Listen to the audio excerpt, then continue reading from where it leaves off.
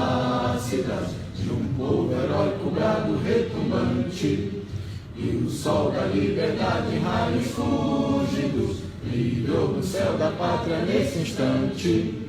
Seu penhor, essa igualdade, conseguimos conquistar com braço forte. Em teu seio, ó liberdade, desafia o nosso peito à própria morte. Ó pátria amada, idolatrada, salve, salve. Brasil, um sonho intenso, um raio vívido, de amor e de esperança a terra desce. Sem teu formoso céu risonho e límpido, a imagem do cruzeiro resplandece. Gigante pela própria natureza, és bela, és forte, impávido colosso, e o teu futuro espelha essa grandeza. Terra adorada, entre outras mil, és tu, Brasil, ó pátria amada. Os filhos deste sol és mãe, gentil, pátria amada, Brasil.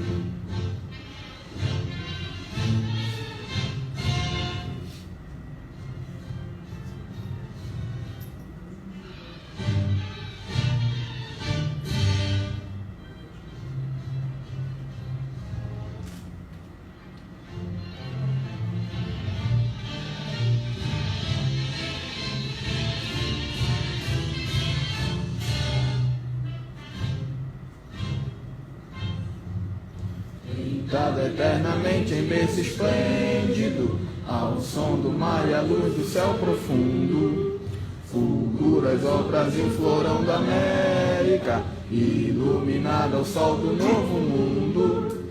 Do que a terra mais garrida, teus risonhos lindos campos têm mais flores, nossos bosques têm mais vida. Nossa vida no teu seio, mais amores.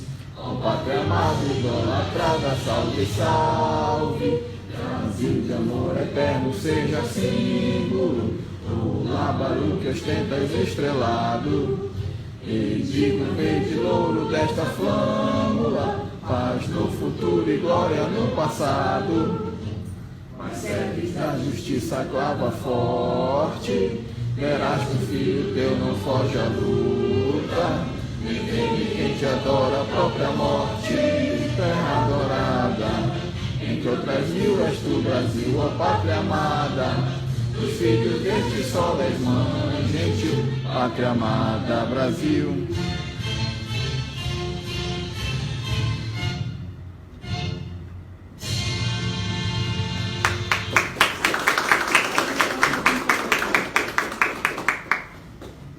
Poder sentar. Seu Ricardo.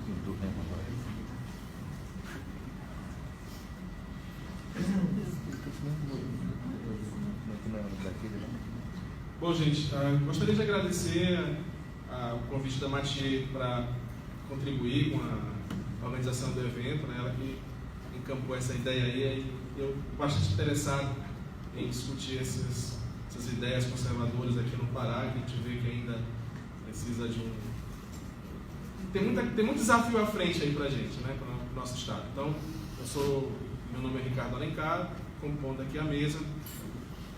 Nesse momento inicial, que vai ser, segundo a nossa programação, a palestra do Alan Santos. Caminhou aí uns quase 4.000 quilômetros de lá para cá, e que está aqui com a gente dividindo aí um pouco do que a gente acompanha à distância. Sempre esse mundo do virtual, quando a gente faz o download da pessoa, é uma coisa bem mais interessante. Então, né, a gente ouve todo dia mas quando faz o download parece que, sei lá, aquela aumenta mais a conexão. E uma honra tê-lo aqui. Eu gostaria de, em nome de todos, né, agradecer essa disposição. Eu sei que tem a família, ficar longe, tudo mais, é super complicado. E agradecer a todos a presença. Então, vamos iniciar, né, esse momento de conversa com o Alan. Eu não sei se ele tem um tempo na cabeça, mas a gente pensou aqui em 1 hora, 1 hora e meia, entre fala e perguntas e dúvidas. Tá? Obrigado.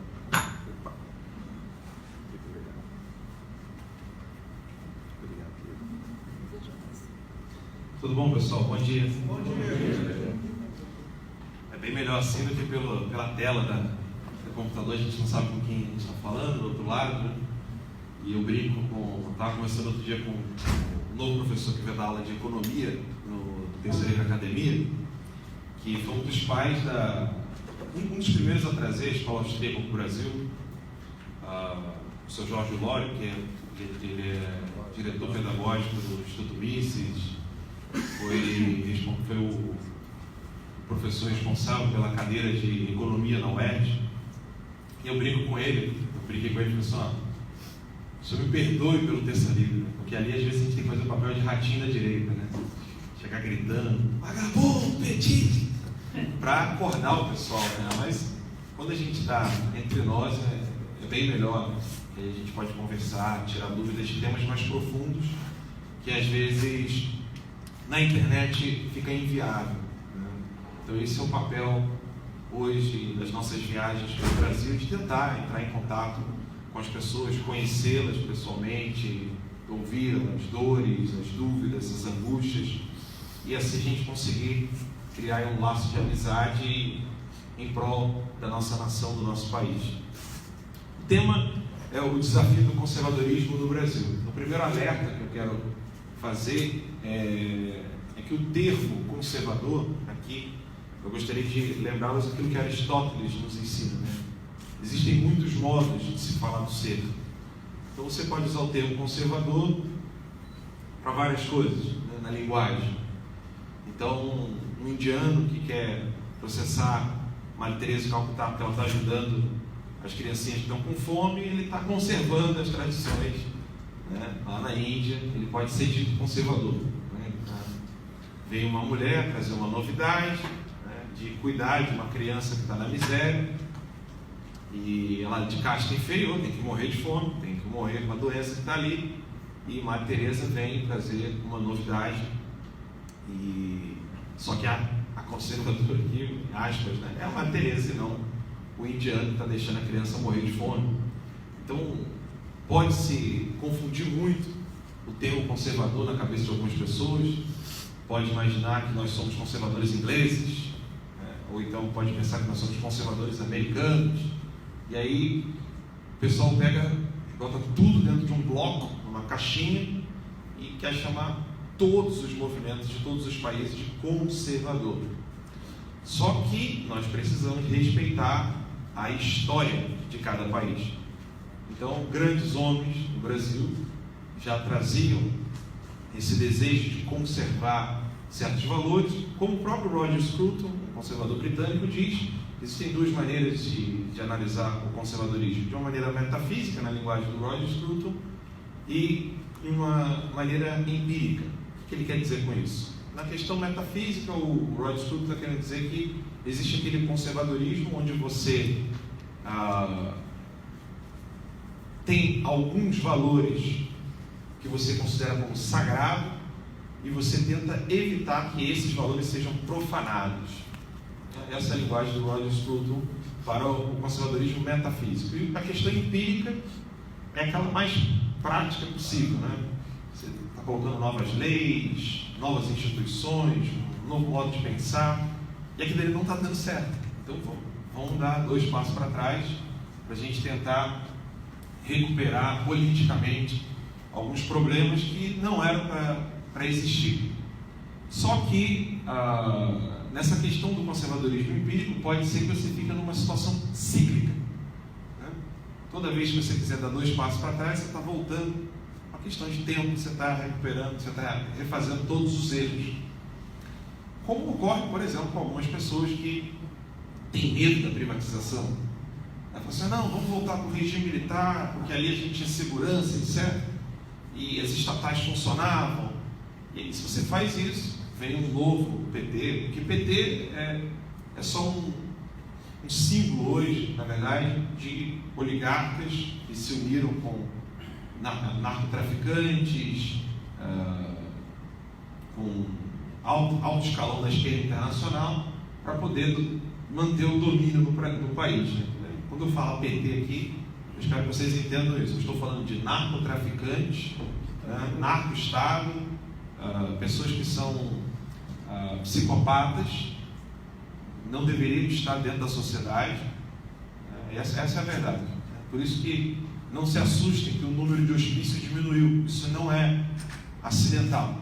Não sei se vocês já perceberam isso. O número de hospícios diminuiu no mundo. E aí você percebe como aconteceu com um cara lá do... Não sei se vocês viram lá do BNDES, que queria bater no Temer.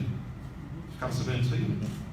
Uma funcionária do BNDES me ligou desesperada, conhecida nossa, falou assim: eu não sei o que está acontecendo, né? O salário dessa galera é bem alto, bem alto. E ela falou assim: eu não sei o que está acontecendo, eu trabalho com um bando de gente louca. Eu falei assim: não tenha dúvida, clinicamente falando você está certo. Não é analogia, não é metáfora. O número de pessoas que realmente perderam a sanidade mental é alto. E existem mecanismos para que você crie uma sociedade doente. Então, quem tiver com papel e caneta na mão, anote o nome de um psicólogo, que eu quero que vocês escutem as palestras dele, leiam os textos dele. Chama-se Martin Federico Echavarria. Ele vai dizer que a nossa sociedade ela possui um caráter patógeno. Não é analogia, não é metáfora, tá? É Martin, M-A-R-T-I-N, acento agudo no I, Martin Federico, não é Frederico, é F-E, tá? Federico Echavarria, assim que se escreve, Echavarria. Martin Federico Echavarria. Tem uma entrevista que ele nos concedeu no Terça Livre, ao lado do grande professor Sidney Silveira e do psiquiatra Ítalo Marcilli, onde nós tratamos um pouco dessa questão do caráter patógeno da sociedade moderna. Existe uma palestra do professor Echavarria sobre essa questão do caráter patógeno de nossa sociedade. O índice de suicídio tem aumentado em todo o mundo. Por uma questão ética, esses números não podem ser quantificados, tá? E eu concordo com isso, porque isso pode estimular mais ainda pessoas que têm uma psique abalada, mas o número de suicídio tem aumentado drasticamente e ele está absolutamente conectado com... Deixa eu só botar um reloginho na minha frente aqui, que eu vou poder me controlar. Esse número de suicídio ele está absolutamente conectado com o uso de drogas, com a destruição do tecido familiar, está conectado com a destruição da linguagem. Existem vários estudos, livros sobre isso, com a destruição da educação, com a destruição da religião, a perseguição religiosa. E não é à toa que nós estamos dentro desse hospício ao céu aberto, que não é mais só o Brasil. Vocês terem uma ideia, Donald Trump, ele, não sei se já conseguiu, se alguém tiver a atualização da notícia, porque eu estou um pouco sem notícia desde ontem, 10 da manhã, mas Donald Trump estava quase conseguindo colocar... Estavam votando. Está votando ainda? Está votando, é. Mas ele vai conseguir. Vai. O Donald Trump está conseguindo colocar um homem, um juiz conservador sério, contra o aborto, contra a legalização das drogas, um cara sério, para o Supremo Tribunal de lá, a Suprema Corte americana. Acreditem, isso foi debate nacional. Tem que rir, porque não tem como levar isso a sério. Uma mulher disse que ouviu falar que uma outra mulher teria sido assediada por esse juiz quando ele tinha 17 anos e a menina tinha 15 na escola. Mas atentem, ela não é a vítima. Ela ouviu falar que a vítima teria sofrido isso. E aí, ao ser questionada, né, ela fala: não, Donald Trump tem que responder isso aí. E aí, no questionamento, isso ao vivo, na Fox News, CNN, todas as redes de comunicação americana de massa, perguntaram para ela: mas ele já foi acusado para poder responder? Ela: não, Ele tem que responder. Aí perguntaram, mas antes de ser acusado? Ela, sim.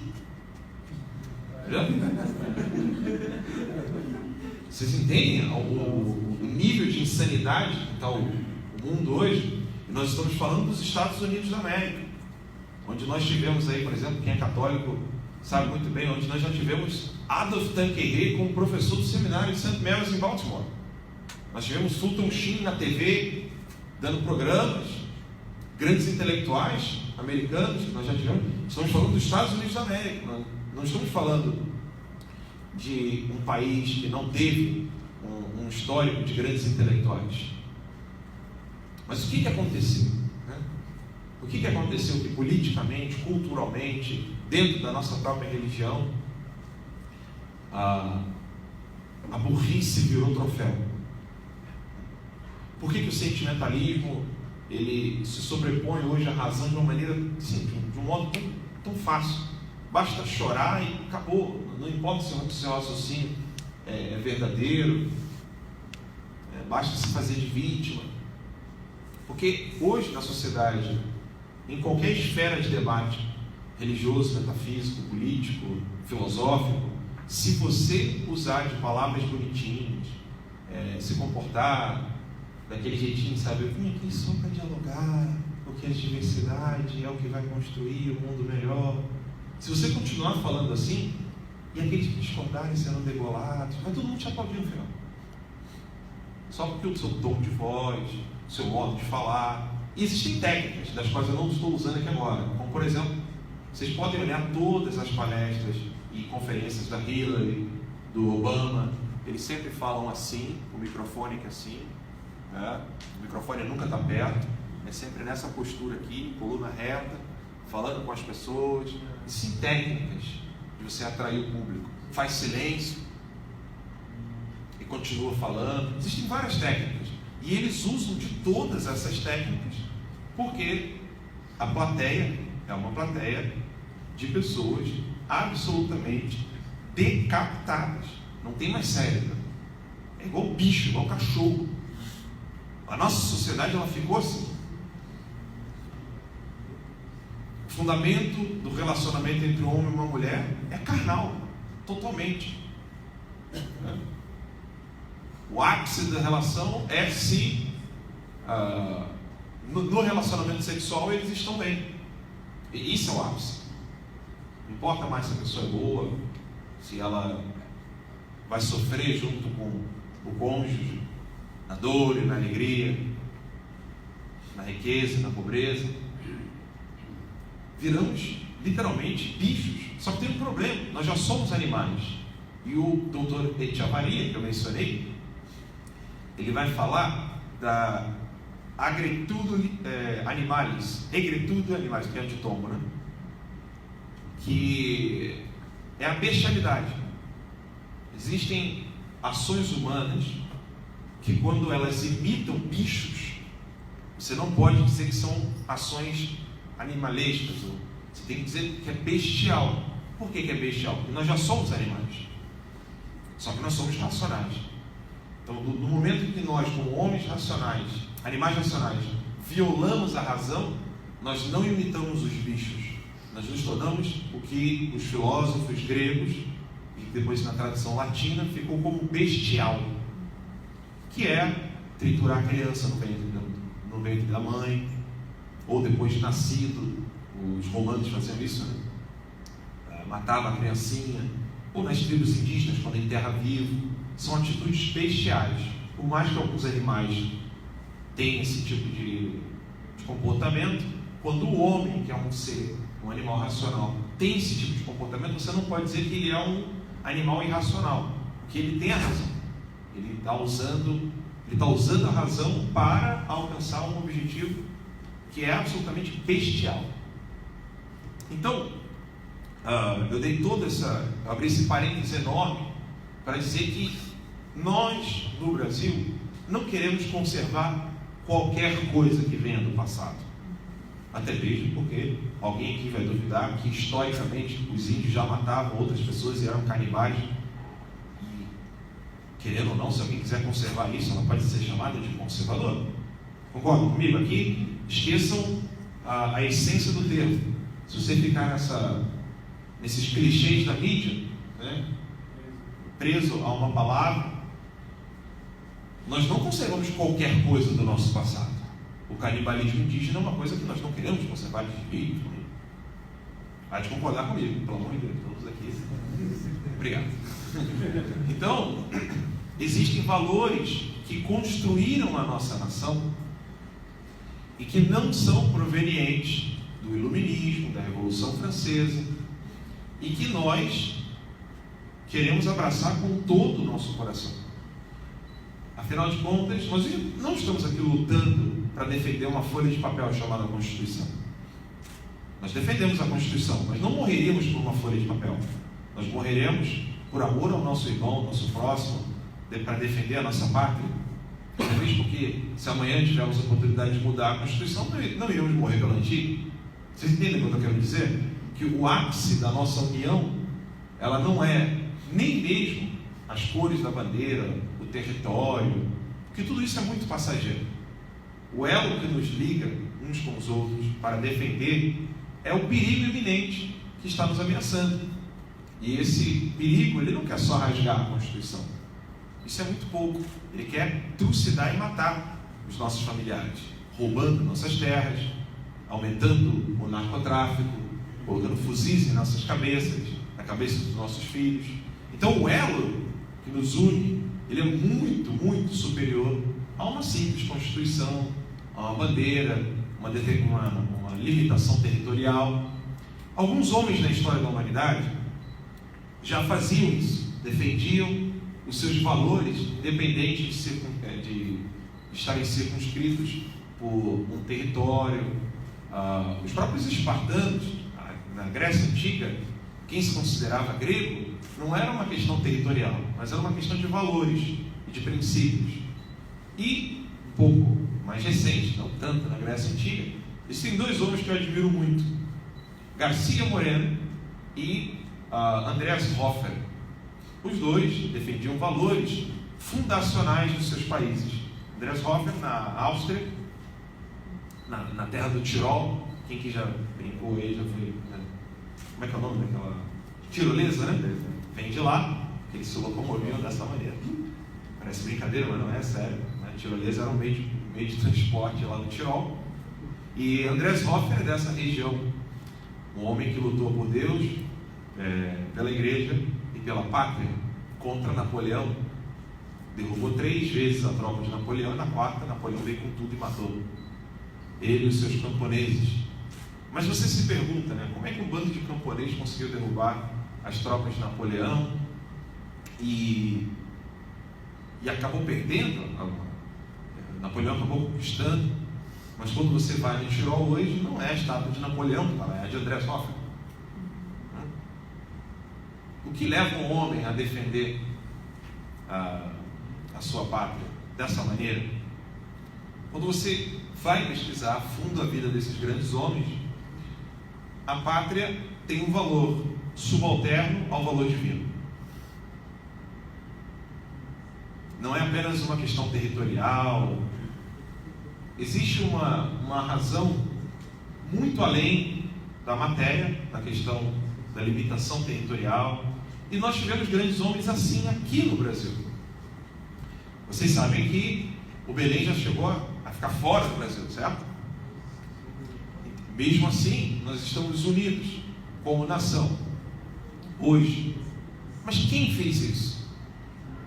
Quem que conseguiu nos conectar à história dos nossos antepassados, a ponto de hoje termos uma única nação? Foi o Império Brasileiro. E o Império tinha muito claro o desejo de ter Deus acima de tudo. Por isso a coroa aqui, né? Cristo acima. E mesmo na nossa Constituição, o conceito de... Estou lendo um livro muito bom do Marcos Boeira, você vai gostar do livro, que é a influência da Potestas Imperii na Constituição de 24, mostrando que a nossa Constituição ela não era tão liberal como alguns liberais gostam de ensinar. Não liberalismo econômico, liberalismo político mesmo. Esse é um tema para outra palestra. Então nós temos valores no Brasil que nós precisamos defender e que nos conectam uns aos outros. E esses valores, eles estão muito além dos problemas superficiais.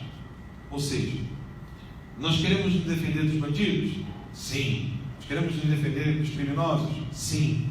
Nós queremos nos defender do comunismo? Sim. Mas eu aviso, isso tudo ainda é a espuma do problema. Na livraria do Terça Livre vocês vão poder encontrar esse livro aqui, Como as corporações globais querem usar as escolas para moldar o homem para o mercado. Isso aqui não é um tema para debater com um coleguinha na escola ou no trabalho. Nem inicie esse tipo de discussão com seus colegas que não estão por dentro do que está acontecendo. Sabe por quê? Isso aqui você precisa de muito preâmbulo para entender, senão vai todo mundo achar que você é o cabo da ciúme. Glória a Deus, né? Glória a Deus. Tá ao vivo isso aqui? Tá. Tá, beleza. Mas eu vou falar assim mesmo, a gente já está vencendo a quarta ação já. O Instituto Alana do Itaú, junto com a Stella Renner, eu já estou vencendo a quarta ação contra eles. Na verdade, que eu sofri, né? Pediram 30 mil em cada ação.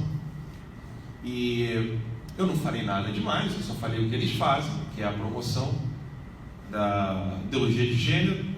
Existe um vídeo da Stella Renner, que é a produtora, em conjunto com o Alana, onde eles falam que o feto tem potencial orgânico para se tornar um sujeito, e isso pode ser utilizado para o aborto facilmente. Então eu só denuncio essas coisas que eles já fazem e disse que tudo que eles fazem está dentro da lei. Foi aí que eles perderam, porque eles tentaram colocar palavras em minha boca. Se você tem um bom advogado, graças a Deus eu tenho um, ele conseguiu mostrar para o juiz que eles não estavam me acusando daquilo que seria justo, vamos dizer assim, né? Então perderam as ações, e aqui mostra muito isso, que o nosso próximo desafio ele está muito além de PT, MDB, etc. E vocês já ouviram falar, né, de George Soros, dos globalistas. Eles são muito mais perigosos, muito mais terríveis, muito mais devastadores do que qualquer luta partidária, política que nós temos hoje no Brasil. Por quê? Eles não precisam do dinheiro do Estado, eles conseguem influenciar o Estado sem estar nele, eles conseguem manipular as mentes, e aí está o grande problema. Um povo sábio é impossível. É impossível você ter um povo, uma massa que seja inteligente, que leia, que estude. Então, na história da humanidade, sempre ocorreu que alguns homens, algumas pessoas, conseguiram influenciar outras pessoas, que por sua vez vai efeito cascata. Esses homens que acabam influenciando, eles precisam ser grandes, eles precisam ter as virtudes nos poros, sabe? Você toca nessa pessoa, tem que estar pelo menos ali um resquício na tua mão, sobretudo das virtudes cardeais, né? A prudência, que não é medo, é sabedoria, a justiça, a fortaleza e a temperança. E isso é a base da civilização ocidental. Um homem temente a Deus, fundado nas virtudes, que não tem a nação, o país. E óbvio, né? Na verdade, essas virtudes elas não se adquirem pedindo a Deus. Ele pode te ajudar, mas essas virtudes elas exigem a sua decisão. Esses grandes homens da nossa nação, o professor Rodrigo Gurgel, no livro de literatura Esquecidos e Superestimados, eu gosto muito desse título, porque você pode aplicar isso a todas as áreas. Ele aplica à literatura, mas você pode falar dos homens que foram esquecidos e daqueles que foram superestimados, que não são grandes homens no nosso país. E não é difícil de encontrar. Se vocês forem procurar papéis, história da própria cidade de vocês, vocês vão encontrar os superestimados e os esquecidos, que não deveriam ser esquecidos, e esses superestimados que foram louvados e incensados pela mente dos revolucionários, que na verdade não eram nem um pouco heróis. Exato. Então, nós precisamos ir ao encontro desses grandes homens do passado, no Brasil, que escreveram sobre os reais problemas que nós vivemos, como Jackson de Figueiredo, Gustavo Cossão, homens que viram esse monstro revolucionário crescendo e engolindo todos os princípios e valores que mantêm a nossa nação unida. Quando eu estive no Rio Grande do Norte, eu falei da Pérez, esqueci o nome dela, uma feminista do século XX, aqui no Brasil, uma das que iniciaram o movimento feminista aqui, e ela influenciou o primeiro voto feminino lá no Rio Grande do Norte, que foi um dos primeiros votos femininos no Brasil, no início da República. Alguém poderia dizer, como assim, Alan? O voto feminino, então, é do movimento feminista, então a gente tem que lutar contra o voto feminino? Não, para, feio, eu não disse nada disso. Né? Eu só estou dizendo que ela usou isso como um navio quebra-gelo para implementar a agenda feminista no Brasil. E já lá no Rio Grande do Norte eu apontei alguns autores conservadores que estavam lutando contra isso. Em Curitiba, quando eu dei palestra também, eu pesquisando, encontrei o ciclo de estudos Bandeirantes de grandes intelectuais que estavam lutando contra essa ameaça revolucionária que estava nascendo no Brasil.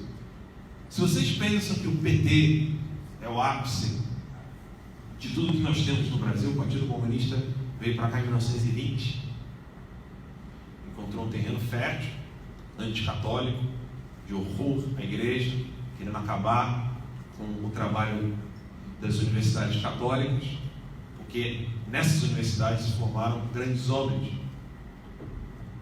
e grandes intelectuais. Acabando com a educação, eles conseguiram facilmente eleger o Lula. Resumindo, é isso. Se você toma as universidades, se você toma a fonte do saber, se você consegue manipular o modo de pensar, é só você sentar na cadeira, colocar o cronômetro e esperar que os zumbis apareçam. Isso é o que eu estou resumindo desse livro aqui. Por quê? Eu falei do Instituto Alano. Vocês sabiam que a propaganda infantil, publicidade infantil, na TV, ela foi retirada, absolutamente, né? Cigarro e propaganda infantil. Não tem mais na TV. Não tem. Foi trabalho do Instituto Alano, por meio do Prioridade Absoluta e outros movimentos dentro do Alano. A alegação era que as crianças estavam sendo usadas como ferramentas do tão perverso e maldoso capitalismo. E isso era injusto, porque a criança não tem discernimento, ela vai ficar assistindo o programinha lá, e daqui a pouco ela vai querer comprar aquele produto, vai forçar a mãe, isso vai fazer um problema psicológico na criança, etc. Soa bonito isso, né? Soa bonito isso. Não soa bonitinho? Puxa, né? Manipular a cabeça de uma criança no meio da publicidade. Mas o mais interessante é que o próprio Alana tem um outro projeto chamado Território do Brincar. E no Território do Brincar tem outro discurso bonitinho. Eles filmam crianças na miséria, brincando com pedaços de pau, e falam que isso é mais valioso do que brincar com iPad e iPhone. Também sou bonitinho, sou. De fato, eu não quero meu filho brincar com iPhone e iPad. Vocês entendem que está misturado aqui a coisa? E aí eles promovem o que o Dr. Plínio Corrêa de Oliveira chamava de miserabilismo, ou indigenismo, que é a mentalidade tribal. E aí, não se assustem se vocês encontrarem discursos como esse aqui. A formação profissional aumenta a produtividade econômica. A escolaridade agrega valor econômico ao estudante. Ou temos como a indústria da educação, ou o ensino vocacional e técnico é uma forma de investimento no capital humano, análoga ao investimento em maquinário em construções. Sabe de quem é essa frase aqui? Quem que já ouviu falar em Milton Friedman? Liberal, escola de Chicago. Isso aqui não é isso aqui não é um membro do Partido Comunista, tá? São os liberais, que o Partido Novo tanto gosta. Tá aqui. Sabe a ideia de Voices? O pessoal do Novo usa muito? Milton Friedman. Tá aqui. Esse autor, ele desmascara porque tem um ponto aqui que eu quero ler para vocês, onde ele fala o seguinte. Não, para cá. Aqui. Preste bastante atenção no que eu vou ler. Tá? O Fórum Econômico Mundial defendeu laços mais estreitos entre formuladores de políticas educacionais e empresas, introduzindo a educação empreendedora como solução econômica para a pobreza e desigualdade salarial, enquanto repetia o mantra que diz que a educação pode trazer o crescimento da economia, o fim da pobreza e a redução da desigualdade salarial. Isso aqui é um trecho do Fórum Econômico Mundial. Depois eles criaram o Human Capital Report, que é o relatório de capital humano. Depois o Índice de Capital Humano, que é o Human Capital Index. Aqui tem muito conteúdo para falar, eu não vou poder entrar muito nesse tema, mas, resumidamente, o que ele está denunciando aqui é que as escolas, elas deixaram de ser um fomento à sabedoria para produzir pessoas para o mercado de trabalho. A nossa Constituição é exatamente isso. Tá? Se vocês forem na Constituição Brasileira de 88 e olhar lá, a definição de educação é para o mercado de trabalho. Então, o que eles querem fazer com a nossa educação? Desde as criancinhas, os jovens e os adultos. Nós teremos um neurocirurgião que vai conseguir fazer uma cirurgia a laser. Ali eu estou viajando tanto dentro de neurocirurgia, então, mas eu estou falando que é um grande neurocirurgião. Mas se você perguntar para ele, você é a favor do aborto? Ele ficará em dúvidas. Você vai encontrar um engenheiro que conseguirá fazer uma estrutura de engenharia impressionante. E aí depois você pergunta para ele temas tão simples como a legítima defesa, ele não vai saber te responder. Isso é educar as pessoas para o mercado de trabalho. Elas ficam tecnicamente avançadas, mas como seres humanos são piores do que os bichos. Porque é inadmissível que hoje na sociedade tenha esse debate se deve ou não triturar uma criança no ventre de sua mãe. Isso é inadmissível. Eu estou aqui com vocês, mas eu gostaria de estar com a minha cunhada que acabou de perder o bebê ontem. Não é legal isso, perder o bebê. Que dirá alguém que vai lá conscientemente e tritura. Isso não pode estar em pauta de debate. Existem coisas na vida humana que não podem ser levadas a debate. Triturar uma criança no ventre de sua mãe é um deles. Mas por que na nossa sociedade a corrupção ela clama mais do que o aborto? Por que na nossa sociedade descobrir que um político roubou causa mais escândalo do que descobrir que um político é favorável à ideologia de gênero ou ao aborto? Porque nós estamos numa sociedade doente.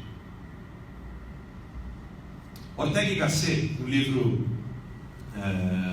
Ideias e Crenças, ou Crenças e Ideias, não lembro como é que ficou traduzido, ele vai pontuar duas coisas que eu acho muito interessantes.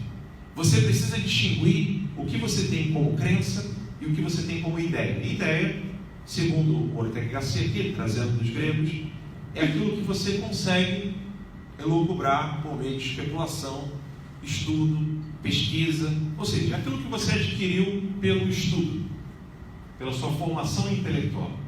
Você comparou X com Y e descobriu que você concorda com aspectos de X, concorda com aspectos de Y, e você inclusive conheceu outros aspectos chamados Z. Ou seja, você vai estudando e você vai analisando a história, a vida política, a filosofia. Você vai descobrindo que aquilo que grandes homens disseram no passado é absolutamente verdadeiro, que existem alguns equívocos aqui a colar, neste autor, naquele. Isso são ideias. Crenças são aqueles pensamentos que você nunca questionou, como, por exemplo, que você nunca fez um estudo, por exemplo, se eu posso viver sem a família. Acho que eu nunca fiz um estudo empírico comigo mesmo. Será que eu quero viver sem a família? Eu não quero viver em sociedade mais. Você acaba aderindo a essas crenças e você vai defendendo isso no decorrer da sua vida. Só que muitas das vezes, algumas dessas crenças são benéficas, outras são maléficas, como por exemplo o caso da Índia, que eu falei para vocês. O indiano, o policial indiano, ele pode pegar um cacetete e dar bem na mão de uma criancinha se ela tentar pegar comida caída no chão, se ela for de casta inferior. Todos aqui sabiam disso? Quem não sabe pode levantar a mão sem problema nenhum. Só para que eu entenda aqui. Não sabiam, né? Então, na Índia, casta inferior, se você se alimentar quando tiver fome, ou se estiver cuidando da sua saúde, você tem que ser punido pelo Estado, tá? Resumidamente é isso. E o indiano, por exemplo, ele tem alguns pensamentos que não são ideias, no sentido que eu tenho que aceitar, mas são crenças. Você precisa romper com essas crenças para fazer com que as ideias se sobreponham às suas crenças. E esse movimento de sair dessas crenças ou de fortalecer essas crenças por meio do estudo e da formação intelectual é exatamente o que não acontecerá com a nossa sociedade, que tem educação, a finalidade da educação como o mercado de trabalho. Eu lembro quando eu dava aula na escola São John Vianney, escola São John Vianney School, né? Mas eu dava aula na São John Vianney School, no Kansas. Eu lembro que o padre perguntou para as mães, lá vai só até o segundo grau, né? Só até o high school. O padre perguntou para as mães como estavam os filhos, os alunos, né? Que estudaram com ele e agora estavam se casando, terminando a faculdade, outros já tinham concluído. E ele perguntou: e como estão os seus filhos? E aí as mães, orgulhosas, né? Meu filho agora é doutor nisso, outro é doutor naquilo, meu filho conseguiu um emprego nessa empresa, o outro está indo bem no business, nos negócios. Aí o padre falou assim para elas: então o mercado de trabalho era tudo que vocês queriam no futuro para o filho de vocês. Como está a vida de piedade deles, como está a vida com Deus, relacionamento familiar, etc, etc. As mães não sabiam responder. Porque de que adianta? Se você acha que ter dinheiro é tudo na vida, pergunte a alguém que é rico. Se você acha que relação sexual é tudo na vida, pergunte a alguém que está no puteiro. Se tem algum troféu lá, se existe alguma fonte de felicidade lá. Se você acha que ter prazer a hora que você quiser, gastando dinheiro como você quiser, pergunta para quem tem possibilidade de fazer isso. Existem valores na vida que nos defendem desses atrativos que esses homens que têm sede por poder e fazem uso da engenharia social. Quando você está fundamentado nessas virtudes, você não fica vítima dessas estratégias. E se você hoje entende o perigo do PT, do comunismo, de tudo que está acontecendo no Brasil superficialmente, porque eu falo para vocês, isso é um problema superficial. O Instituto Alana, que eu disse, que eu mencionei, ele trabalha com criancinhas, em creche. Levanta a mão quem sabe o que é catraca livre. maioria? Ok.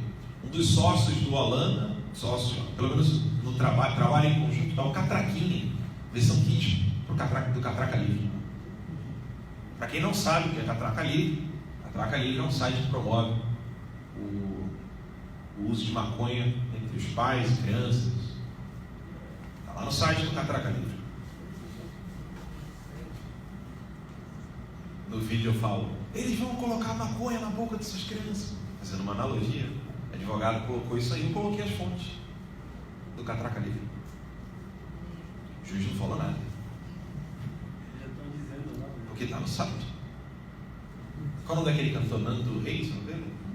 Aquele cantor carioca lá?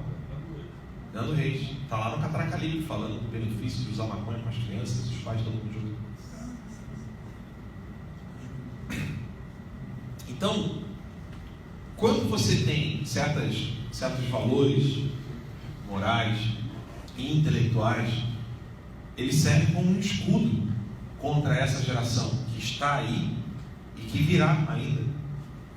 Porque o número de jovens e crianças que virão ainda, ou já estão se formando com uma mentalidade de que não se pode... Coitado da vítima, eu sei que ele estava com um fuzil, colocando em risco a vida de várias pessoas no banco, mas que agressividade tirar na cabeça? Sabe, você fica com aquela